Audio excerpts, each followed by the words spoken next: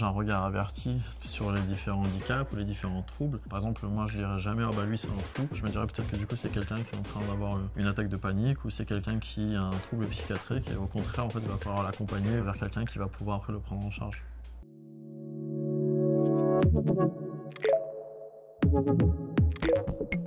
Bonjour, je m'appelle Gabriel Raffi, j'ai 32 ans et je suis neuropsychologue spécialisé chez les enfants et les adolescents. J'ai intégré donc la fac Paris 5 pour commencer les études de psycho, plus un master en neuropsycho. Et après ça, j'ai commencé à travailler en libéral en tant que neuropsychologue à Paris, spécialisé chez les enfants et les adolescents. 1 an et demi après, j'ai monté avec l'aide de 3 autres neuropsychologues une association qui s'appelle Sierra. Puis du coup, j'ai continué en tant que neuropsy sur Paris et maintenant je suis également neuropsychologue à Dubaï. La neuropsychologie, c'est la rencontre entre les neurosciences et la psychologie. Donc, le neuropsychologue, qu'est-ce qu'il fait? Il évalue donc les capacités cognitives chez quelqu'un pour voir finalement ce qui se passe dans le cerveau et voir si oui ou non on pourrait trouver un lien avec le comportement observable chez une personne. Et en fonction des résultats, il verra si oui ou non il y a un besoin de rééducation ou de prise en charge derrière.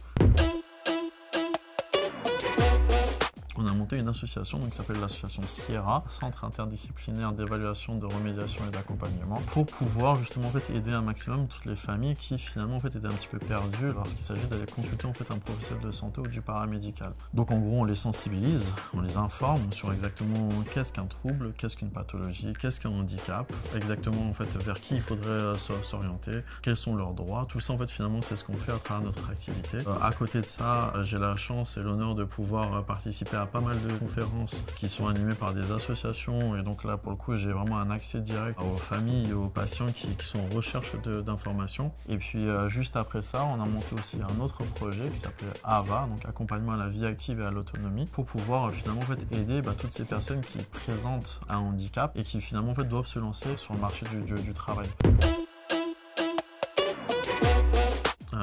Pour moi, il n'y a pas forcément de normes chez l'être humain. La diversité, c'est juste la diversité humaine. Et en fait, on vit tous les jours entouré de plein de personnes qui ne nous ressemblent pas. J'ai l'impression que du coup, ce qui la plupart du temps pose problème, c'est finalement les normes qu'on s'est imposées au sein de la société. Pour moi, en fait, c'est le fait de vouloir s'adapter. Ça veut dire qu'on est capable de pouvoir agir sur ces normes en société pour pouvoir les changer, les modifier et faire en sorte que chacun puisse être au minimum confortable et épanoui dans la société dans laquelle nous vivons. Pour moi, c'est ça la diversité. Alors elle est fatalement à travers mon travail parce que justement je reçois vraiment tout le monde et je trouve ça génial. Donc en fait je m'adapte constamment finalement à toutes les personnes que je reçois en consultation. Mais elle est aussi représentée au quotidien parce que du coup forcément j'ai un regard averti sur les différents handicaps ou les différents troubles. Et donc lorsque quelqu'un va malheureusement avoir un trouble du comportement en ville, dans la rue, du coup je saurais l'interpréter d'une façon peut-être un petit peu plus bienveillante que quelqu'un qui n'a pas ce niveau de connaissance. Par exemple, moi je dirais jamais « oh bah lui c'est un fou ». Je me dirais peut-être que du coup c'est quelqu'un qui est en train d'avoir une attaque de panique ou c'est quelqu'un qui a un trouble psychiatrique et au contraire il va falloir l'accompagner vers quelqu'un qui va pouvoir après le prendre en charge. Lorsque du coup je vais avoir le retour positif des patients ou lorsque je vais me rendre compte que les patients sont contents de moi et que du coup ils me recommandent auprès d'autres familles, ça pour le coup effectivement ça me rend content, heureux et un petit peu fier.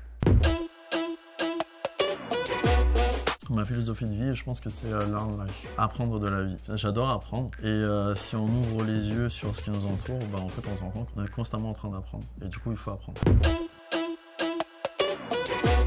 Si ils ont des buts, des rêves, des objectifs, il ne faut pas les lâcher. Et je pense que le meilleur conseil, ça serait de ne pas écouter les personnes qui leur disent que ce n'est pas possible.